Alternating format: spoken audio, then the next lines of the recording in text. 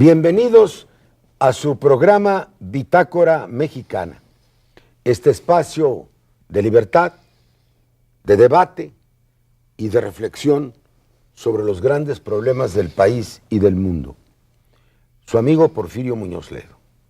Hoy tenemos a discusión un tema de gran actualidad, que es el proyecto de la reforma de Seguridad y Justicia que ha sido aprobado en principio por ambas cámaras del Congreso de la Unión.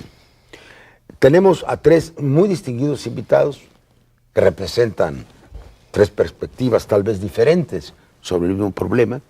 Este es un programa plural donde queremos el debate, es el esclarecimiento de las ideas. Yo quiero presentar en primer término al doctor Miguel Concha Malo. Ya ha estado en otro programa nuestro, de modo muy exitoso además. Es licenciado y doctor en Teología Católica, profesor de la División de Estudios de Posgrado en la Facultad de Ciencias Sociales y Políticas de la UNAM. Es miembro fundador y primer presidente del Centro de Derechos Humanos Francisco de Vitoria y por segunda vez vicepresidente de la Academia Mexicana de Derechos Humanos. Es un gran defensor de las libertades individuales y públicas. Miguel, yo estuve leyendo los últimos días los principales artículos publicados sobre el tema y encontré uno tuyo, que aquí está, se llama Procesos Constitucionales, donde eres particularmente crítico del proceso, del proyecto, aunque reconoces las virtudes que en otras esferas pueda tener. ¿Podrías tú decirle al público en qué se basa la crítica que has hecho o en qué consiste sobre esta reforma de Seguridad y Justicia? Sí, Porfirio, mira, en primer lugar, muchas gracias por la presentación. Yo creo que es muy oportuno este programa que estás realizando, porque como acabas de decir, la reforma está de nueva cuenta en la Cámara de Diputados, y yo pienso... Sí, la regresó la de senadores, sí. Y pienso que los representantes populares deben ser muy cuidadosos en la revisión de esa minuta que les envió el Senado de la República para poder responder a las preocupaciones muy graves que existen sobre esa reforma en muchos sectores de nuestra población, en especialistas en derecho penal, en constitucionalistas, desde luego en organizaciones civiles de derechos humanos a las que yo pertenezco y en muchos sectores de la población. Mira, todo el mundo está de acuerdo en que efectivamente se requiere una reforma del sistema penal, de justicia penal del país. Hemos trabajado mucho en eso. Todo el mundo está de acuerdo. Lo que no se vale es hacer una reforma del sistema de justicia penal que comprometa garantías individuales que están en la Constitución y derechos humanos a los que el país se ha comprometido formalmente con la comunidad internacional.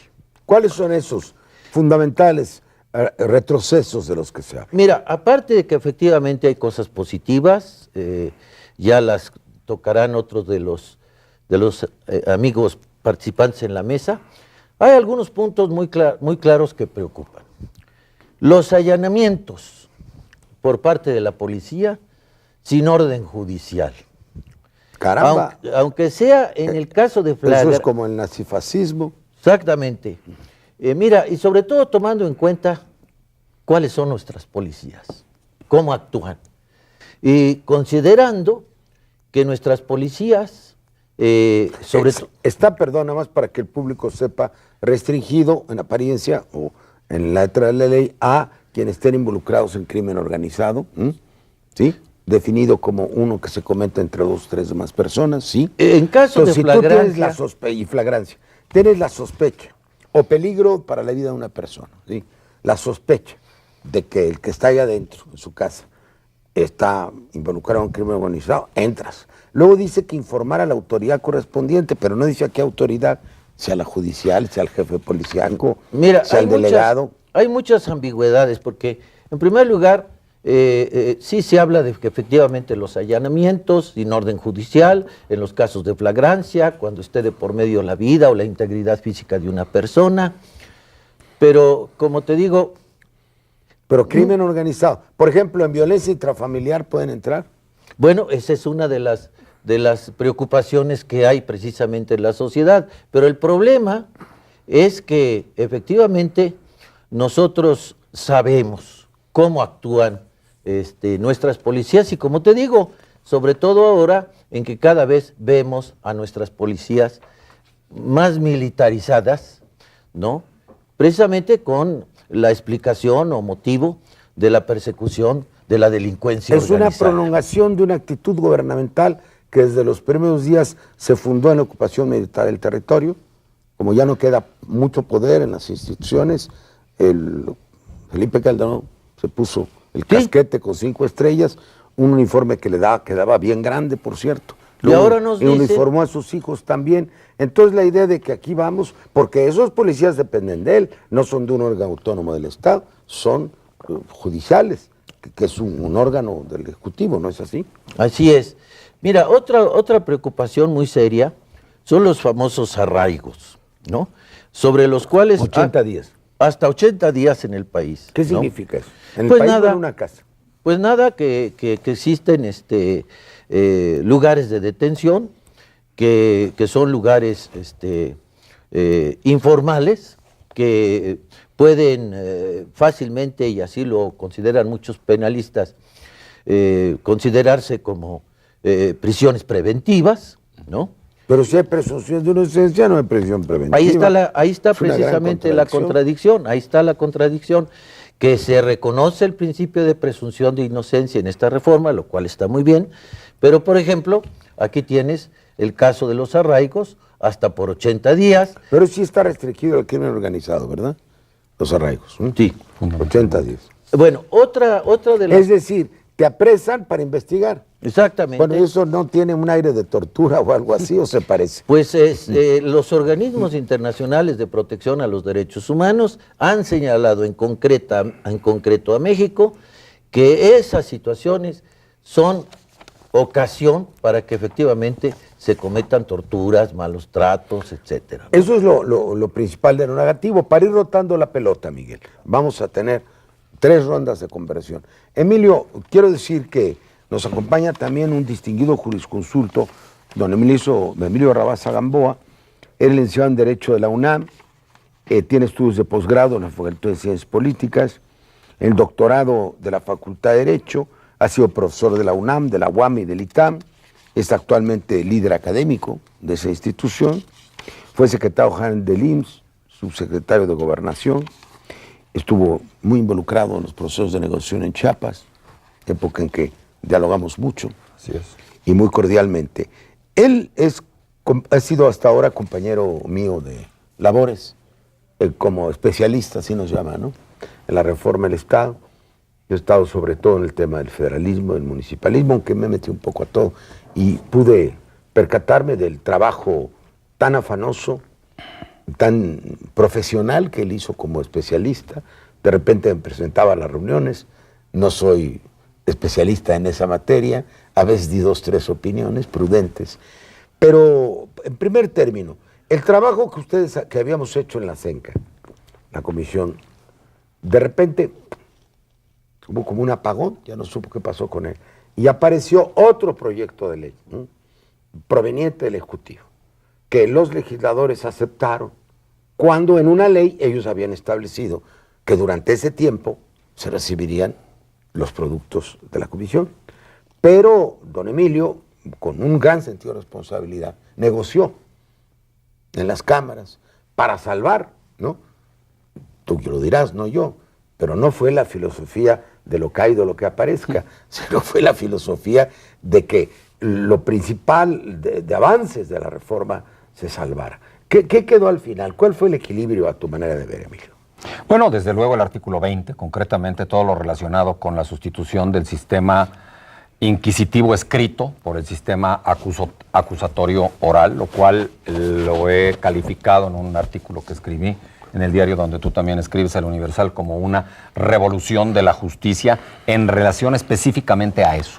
Porque no podemos seguir con un sistema corrupto, con un sistema que se fija más en los papeles que en las personas, que no resuelve a tiempo, que eterniza los juicios, que no está presente el juez durante las audiencias, que es el secretario quien elabora los proyectos. O sea, un sistema burocrático por completo ajeno a los intereses de la sociedad y de las personas que están sujetas a eso. Es un avance sin duda. En un programa, Emilio, ya lo comentábamos antes, sobre justicia oral que tuvimos aquí, yo les preguntaba a los abogados especialistas en el tema, ¿por qué nada más en materia penal?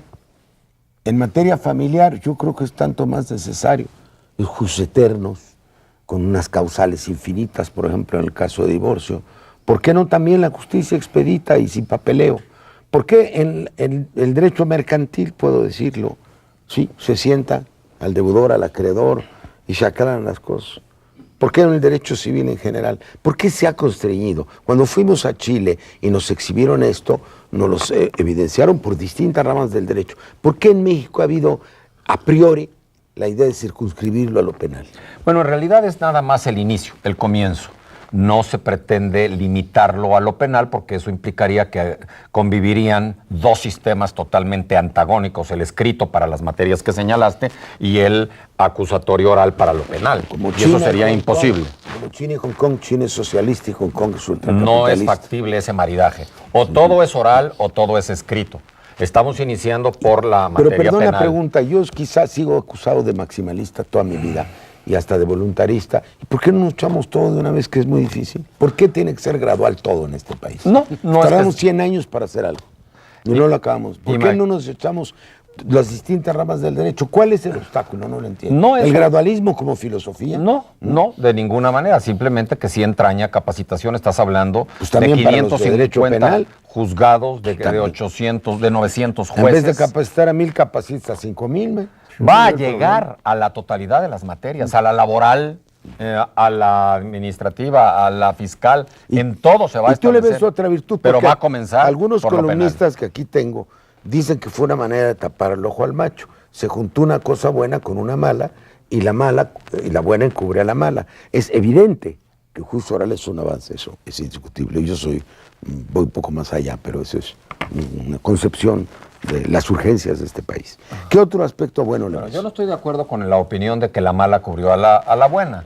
Yo creo que sí fue una coyuntura la buena cubrió a la mala. Política específica en donde la situación del avance del narcotráfico y el crimen organizado llegó a una situación crítica en este país en gran medida por todo lo que no hizo Fox durante sus 6 años de gobierno. ¿Y se ha avanzado en eso? Y coincidió con un reclamo ya social y popular de cambiar el sistema de justicia por un sistema oral. ¿Y tú estás de acuerdo en el ingreso a los domicilios de la policía sin orden judicial? Yo estoy de acuerdo en que exista un juez de control que determine cuándo se deben de tomar las medidas preventivas y cautelares. Y que sea el juez que los decida, porque estamos hablando de derechos fundamentales. Pero la Constitución en el texto actual no requiere la presencia del juez, ¿cierto o no? Voy a presentar a don Jaime Cárdenas Gracia, que ya ha estado también, los tres han estado en nuestro programa, ya tenemos más de 2 años al aire. Él es doctor en Derecho, es profesor de la División de Estudios de Posgrado de la Facultad de Derecho de la Universidad Nacional, es autor de numerosos libros sobre derecho constitucional, algunos de ellos prospectivos y muy avanzados sobre la transición democrática mexicana. Él fue consejero electoral del IFE, y está entre el grupo de candidatos a volver a esa función. Jaime, gracias. ¿Tú tendrías la misma opinión? No, yo también en general tengo una visión crítica de esta reforma, no solamente por lo que ha señalado don Miguel Concha, todas estas atribuciones que se le dan a la policía y al Ministerio Público para realizar allanamientos, arraigos, cateos, intervenciones telefónicas. Es verdad que podría esto superarse con la figura del juez de garantía, como le han llamado algunos, ¿no? El juez de control, del que habla Emilio. Sin embargo, yo creo que esta reforma, además de ser criticada por estos poderes desmesurados que se dan al Ministerio Público y a la policía, que como tú bien dices, dependen del Ejecutivo, Puede ser también criticada la reforma porque no es una reforma integral. Tú lo señalabas en materia de juicios orales. Bueno, ¿y por qué la oralidad no se extiende a las demás materias? ¿Por qué no en materia civil, mercantil? Lo que tú dijiste. Esa es una crítica, yo creo, que debemos tomar muy en cuenta. Pero también debemos decir que es una reforma que no tiene que ver ni con el diseño de las instituciones que el futuro Estado de Derecho requiere en México, o la idea de un Estado de Derecho. No está conectado a otra reforma. Así es, no está conectado, ni como los temas más sensibles y más importantes de la justicia. Por ejemplo, no está conectada esta reforma a la idea del Tribunal Constitucional que México requiere, la autonomía del Ministerio Público, la separación de los consejos de la judicatura. Perdón que haga un alto ahí. Sí. Hay un artículo de un joven jurista muy brillante, Luis Genaro Vázquez, se llama así un Estado policial de derecho, que me interesa. Pero hay otro articulista que cita un libro reciente, se llama La Diferencia, que escriben Castañeda y Rubén Aguilar, donde puntual, dicho por dos colaboradores de Fox, narran en su libro las veces que descaradamente Fox usó la Procuraduría para fines políticos. Podemos aceptar esas funciones de la Procuraduría, si es un instrumento político del gobierno, en un Estado con alto autoritarismo y baja defensa jurídica, yo pregunto. No, desde luego que no, Porfirio. Fue así en el sexenio Fox y fue en sexenios anteriores. Claro. Cómo el Ministerio Público ha sido... Es un prisma a su lado. Así es, cómo ha sido usado políticamente para proteger a los amigos y para perseguir a los adversarios políticos. Entonces no tendremos Estado de Derecho en México mientras el Ministerio Público no tenga independencia de parte del Ejecutivo, no tenga una autonomía. Pero lo mismo podemos decir de otro tema fundamental, que son los consejos de la judicatura, que en este momento, tanto a nivel federal como estatal, están subordinados al Poder Judicial Federal y a los poderes judiciales locales. El presidente de la Corte, el presidente... Así es. Es juez y parte. Es juez y parte, y por lo tanto las funciones encomendadas a estos consejos pues no se realizan debidamente. Tampoco creo que está conectada bien la reforma con otro tema fundamental, que es el del federalismo judicial. Ese también es un tema. Y así podríamos hablar de otros temas que tienen que ver con el diseño de las nuevas instituciones del país. Y finalmente, Porfirio, los temas de este país, lo que le interesa a la gente, pues es el acceso a la justicia. Tú hablabas de la Defensoría de Oficio. Ese es un avance ahí, pero hacia ese lado. Pero es insuficiente. Por ejemplo, todo el tema del amparo, lo que se llama el amparo social, las class action, la legitimación. A ver, class action, tradúcen. Sí, bueno, no todos han viajado del otro lado. El amparo colectivo. Sí, es un amparo colectivo, es para defender intereses colectivos de consumidores, de ecologistas, de indígenas, de minorías. Es para proteger derechos humanos de las minorías que acuden todos para defender una posición ante los tribunales. Supongamos, por ejemplo, en el caso de los amparos contra la ley del ISSSTE, que esos amparos, en lugar de ser, pues... Uno por uno, ¿no? Casi más de medio millón de amparos o más, no sé cuántos sean, pues que se tratara de una sola acción. En vez de que se ampare Carmen Aristegui, que se amparen todos los comunicadores oprimidos. Todos los comunicadores y además todos el auditorio que escuchábamos a Carmen Aristegui, que el auditorio también tiene derechos. Poner en el centro del problema de la comunicación al ciudadano. Al ciudadano, así es. Entonces, este tema de acceso a la justicia, que consiste en eso, tú lo acabas de decir, con tu capacidad de síntesis tan grande que tienes, se trata de que el ciudadano pues sea el principal motivo de los tribunales y de la justicia, y que por supuesto existan las vías abiertas para que el ciudadano tenga expeditas pues los recursos y los juicios. En materia de amparo, por ejemplo, ¿cómo se complica el amparo? ¿Por qué no dejamos, porque me están llamando, perdóname Jaime, a otro bloque? Claro, nos podemos alargar, lo compensamos, pero poco hay que seguir las normas en una televisión de derecho. Muy bien, muy bien.